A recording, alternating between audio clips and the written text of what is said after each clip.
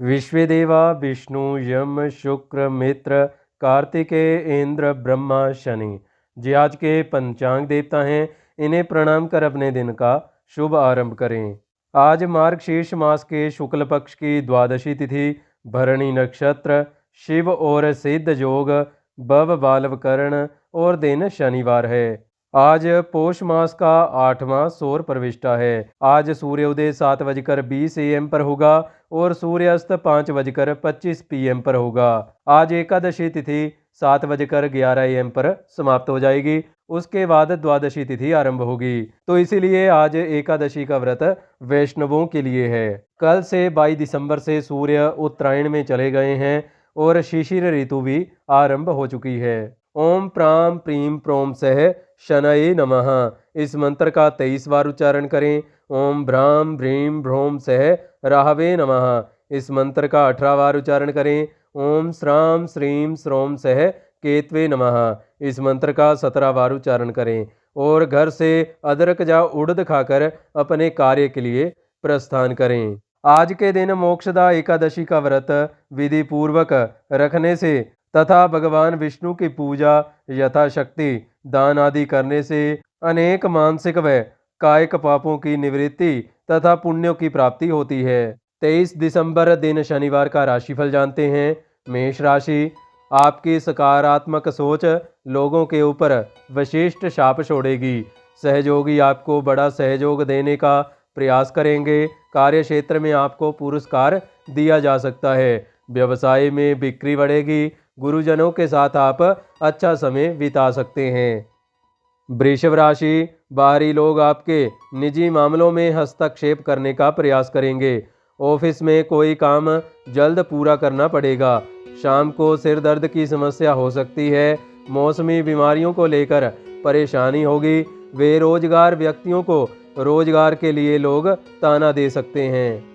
मिथुन राशि, पारिवारिक जीवन में आनंद की अनुभूति करेंगे। संपत्ति में निवेश करना शुभ रहेगा। सरकारी कार्यों की बाधा दूर होगी। अपने व्यवहार में लचीलापन रखें। जीवन साथी के साथ आप कहीं घूमने जा सकते हैं। धर्म कर्म में आप काफ़ी रुचि लेंगे। कर्क राशि, आज घर में मेहमान आ सकते हैं। व्यापार में अचानक बड़ा लाभ मिल सकता है। विदेश जाने के अवसर बन रहे हैं। प्रेम संबंधों को पारिवारिक सहमति मिल सकती है। प्रेमी जन के साथ शॉपिंग के लिए जा सकते हैं। सिंह राशि, आज आप मनोरंजन में समय बिताएंगे। कार्य क्षेत्र में आपका वर्चस्व बढ़ेगा। सभी कार्य समय पर पूरे होने से आपके आत्मविश्वास में वृद्धि होगी।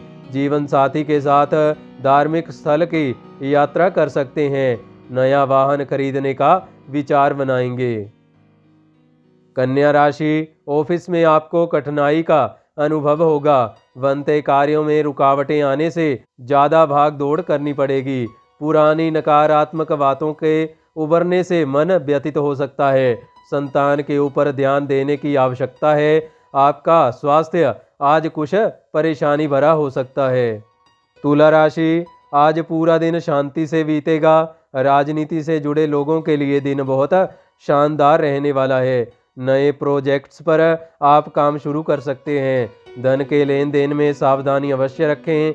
नया वस्त्र और आभूषण खरीदने में धन अधिक खर्च होगा। वृश्चिक राशि, यदि आपको कोई स्वास्थ्य समस्या है तो उसे हल्के में ना लें। अविवाहित लोगों के विवाह तय होने में देरी हो सकती है। परिजनों के साथ आज महत्वपूर्ण विषयों पर चर्चा होगी। कुसंगति से आपको बचना चाहिए। परिश्रम का सार्थक परिणाम प्राप्त होगा। भावुक होकर आप कुछ गलत निर्णय ले सकते हैं। धनु राशि, आज का दिन आपके लिए बहुत अच्छा है। जीवन साथी आपका काफ़ी ध्यान रखेगा। रिश्तों में मधुरता आने से आप काफ़ी तनाव मुक्त महसूस करेंगे। आज आप कार्य क्षेत्र में काम के मूड में कम रहेंगे।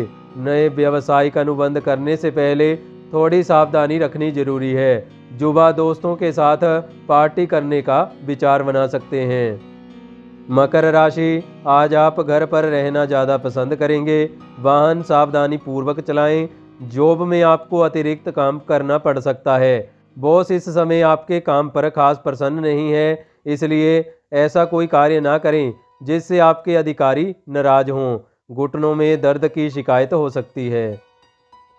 कुंभ राशि, व्यापार में अपेक्षा से अधिक धन लाभ होगा। घर में बच्चों के साथ ज़्यादा समय बिताएंगे।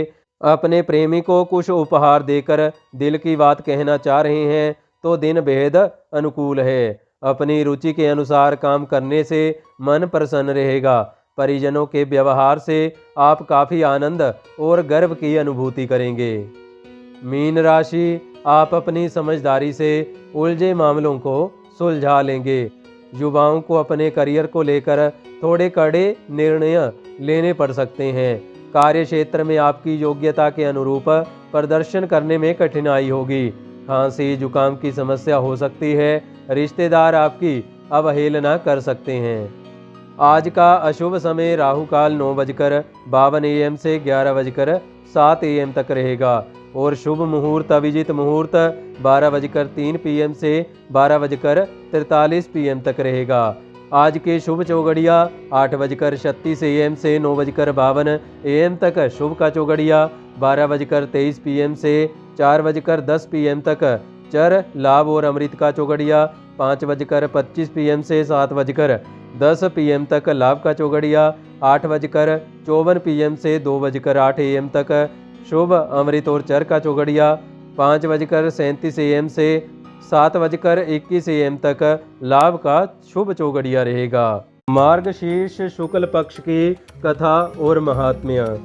युधिष्ठिर बोले कि मैं तीनों लोगों को सुख पहुँचाने वाले साक्षात भगवान विष्णु को, जो विश्व के मालिक, विश्व के कर्ता एवं पुराण पुरुषोत्तम प्रभु हैं, उन्हें प्रणाम करता हूँ। हे देव देवेश, मुझे संशय है, इसलिए मैं पूछता हूँ कि लोगों के कल्याण के लिए, पापों के क्षय के लिए मार्गशीर्ष मास के शुक्ल पक्ष में कौन सी एकादशी होती है, उसकी क्या विधि है और कौन से देवता की उसमें पूजा होती है, उसे हे स्वामी आप कृपा कर मुझे विस्तार के साथ जैसे का तैसा उपदेश दीजिए। श्री कृष्ण भगवान बोले, हे राजेंद्र, तुम्हारी बुद्धि बड़ी पवित्र है। आपने जो उत्तम प्रश्न किया है, मैं अब हरिवासर को कहता हूँ तथा उसकी पूजा व कथा विधि को भी हे राजेंद्र वर्णन करता हूँ। शुक्ल पक्ष में मेरी प्रिया एकादशी उत्पन्न हुई। हे नराधिप, मार्गशीर्ष में मेरे शरीर से ये उत्पन्न हुई है और विशेष करके मोर के वध के वास्ते ये मेरी वल्लभा प्रसिद्ध हुई है। हे राजन, इस चराचर जगत में मैंने तुम्हारे ही सामने सर्वप्रथम इस एकादशी का वर्णन किया है। मार्गशीर्ष के कृष्ण पक्ष की उत्पत्ति एकादशी होती है और अब इसी महीने के शुक्ल पक्ष की एकादशी को कहता हूँ। उस एकादशी का मोक्षा नाम है, जो सब पापों को नाश करने वाली है। उसमें भगवान दामोदर को प्रयत्न के साथ पूजना चाहिए। गंध पुष्प आदि षोडशोपचार से तथा मांगलिक गायन वाद्यों से पूजा करनी चाहिए। अब हे राजन, पुराणोक्त पवित्र कथा को मैं तुम्हें सुनाता हूँ, जिसके सुनने मात्र से ही वाजपेय यज्ञ का फल प्राप्त होता है। पिता माता या पुत्र आदि जिस किसी की कुल में अधोगति हुई हो, वह सब इसके पुण्य के प्रभाव से स्वर्ग को प्राप्त हो जाते हैं। इस कारण इसकी उस महिमा को सुनो। प्राचीन समय में गोकुल नामक रम्य नगर में एक राजा रहता था। उसका नाम बेखानस था। वो राजा अपनी प्रजा का पुत्रवत पालन करता हुआ राज्य करता था। उस नगर में बहुत से ब्राह्मण भी वेदों को जानने वाले रहते थे। इस प्रकार राज्य करते हुए एक दिन उस राजा को अर्धरात्रि के समय स्वप्न हुआ कि मेरे पिता अधो जोनी में पड़े हुए हैं। इस आश्चर्य को देखकर उसकी आंखें चौड़ गईं। उस वृतांत को उसने किसी ब्राह्मण समूह से निवेदन किया कि हे ब्राह्मणों, मैंने अपने पिता को नरक में पड़ा हुआ आज देखा है कि हे पुत्र, तू मुझे इस दुर्गति में से निकाल। ये वो मुझसे कहते थे, मैंने ये अपनी आंखों से देखा है। उस समय से मुझे कुछ शांति नहीं होती। ये राज्य मेरे लिए असह्य और दुख रूप हो गया है। हाथी घोड़े और रथ कुछ भी मुझे अच्छा नहीं मालूम होते, एवं स्त्री पुत्र आदि जो भी प्यारी वस्तु मेरे राज्य में है वह सब अच्छी नहीं मालूम होती। इस समय मुझे सुखी करने वाला कोई नहीं है। कहो ब्राह्मणों, मैं क्या करूं और कहाँ जाऊं? मेरा शरीर जल रहा है, मुझे स्त्री पुत्र आदि हे श्रेष्ठ द्विजो कुछ नहीं सुहाते। दान तप या व्रत जिस किसी भी रीति से मेरे पिता का मोक्ष हो, मेरे पूर्वज कल्याण पावे, वैसे ही विधि आप लोग मुझसे कहो।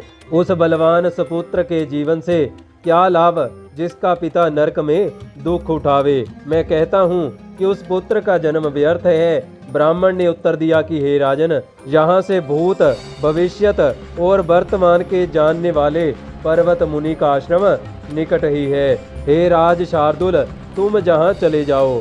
उनके इन वचनों को सुनकर सुखी हुआ वो सुयोग्य राजा वहाँ पहुँचा जहाँ की पर्वत का आश्रम था। वह मुनिराज उस समय शांत ब्राह्मण और प्रजा से चारों ओर से घिरे हुए थे। वो उनका बड़ा आश्रम मुनियों से भली भांति सेवित था। वह मुनि ऋग साम यजु और अथर्ववेदी थे। उसे घिरे हुए पर्वत मुनि दूसरे ब्रह्मा की तरह शोभायमान हो रहे थे। उस वेखानस राजा ने उस मुनि शार्दुल पर्वत मुनि को देखकर मत्था टेककर दंडवत प्रणाम किया। मुनि ने राजा के स्वामी अमात्य, राष्ट्र, दुर्ग, कोश, बल, सुहृत इन सातों अंगों की कुशल पूछी कि तुम अपने राज्य में सुख पूर्वक निष्कंटक होना? राजा बोला कि आपकी कृपा से मेरे राज्य में सातों अंगों में खुशी है। विभवों के भी अनुकूल होने पर कुछ विघ्न उपस्थित हो गया है। मुझे संदेह हुआ कि उसी की निवृत्ति के लिए मैं आपके पास आया हूँ। ऐसे राजा के वचन को सुनकर पर्वत मुनि ने ध्यान में निश्चल नयन होकर भूत भविष्यत और वर्तमान का चिंतन किया। एक मुहूर्त इसी प्रकार रहकर राजा से कहा कि हे राजेंद्र, मैं तेरे पिता के बुरे कर्मों के पाप को जानता हूँ। पहले जन्म में तेरे पिता ने 2 पत्नियों में से कामासक्त होकर एक का ऋतुभंग किया था, जो कि जे पुकार रही थी कि मुझे बचा दे। उस कर्म से जे निरंतर नरक में गिर गया है। ये सुन राजा बोला कि किस दान से, किस व्रत से हे मुने इसका मोक्ष होगा? मेरे पिता पाप युक्ति निर्णय से छूट जाएं, ये मुझे बताइए। ये सुन मुनि बोले कि मार्ग शीर्ष शीत पक्ष में मोक्ष नामक एकादशी होती है। तुम सब उस व्रत को रखकर पिता के लिए उसका पुण्य दे दीजिए। उसके पुण्य के प्रभाव से उसका मोक्ष हो जाएगा। मुनि के वाक्य सुनकर पीछे राजा अपने घर चला आया। हे भरत सत्तम, अगहन के शुक्ल एकादशी आ गई। राजा ने अंतपुरवासी सब पुत्रदार आदि के साथ विधि पूर्वक व्रत किया। पीछे उसका पुण्य पिता के लिए दे दिया। उसके पुण्य देने पर स्वर्ग से फूलों की वर्षा हुई। वैखानस का पिता उससे स्वर्ग चला गया। याते समय गणों से स्तुतियां होती चली जाती थी। व्रत करने वाले के पिता ने अपने पुत्र से स्वर्ग से शुद्ध वाणी बोली कि हे पुत्र, तेरा सदा कल्याण हो। इसके बाद वह त्रिदिव को चला गया। हे राजन, जो इस मोक्षा एकादशी के व्रत को करता है उसके सब पाप नष्ट हो जाते हैं, अंत में मोक्ष को प्राप्त करता है। इससे अधिक कोई भी शुद्ध शुभ मोक्ष को देने वाली नहीं है। जिन्होंने इस एकादशी को किया है उनके पुण्य की संख्या मैं नहीं जान सकता कि उनका पुण्य कितना बड़ा है। इसके पढ़ने और सुनने से वाजपेय के फल की प्राप्ति होती है। ये चिंतामणि के बराबर है, स्वर्ग और मोक्ष को देने वाली है। ये श्री ब्रह्मांड पुराण का कहा हुआ मार्ग शीर्ष शुक्ल पक्ष की मोक्ष नामनी एकादशी का महात्म्य और कथा पूर्ण हुई। ओम अच्युतम केशवम श्री राम नारायणम कृष्ण दामोदरम श्री वासुदेवम हरिम श्रीधरम माधवम श्री गोपिका वल्लभम जानकी नायकम श्री रामचंद्रम भजे राधिका नायकम श्री कृष्ण चंद्रम भजे। श्री लक्ष्मी नारायण भगवान की जय।